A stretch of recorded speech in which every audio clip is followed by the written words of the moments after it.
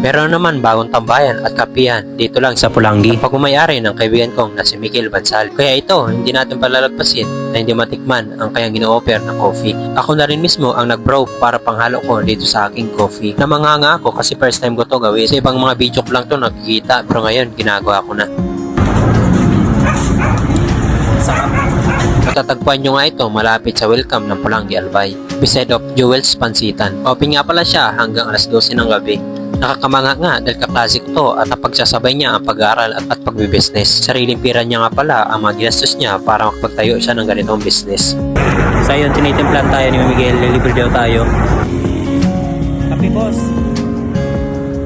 Napatambay rin ako ng matagal at syempre hindi maiwasan na magpintuhan.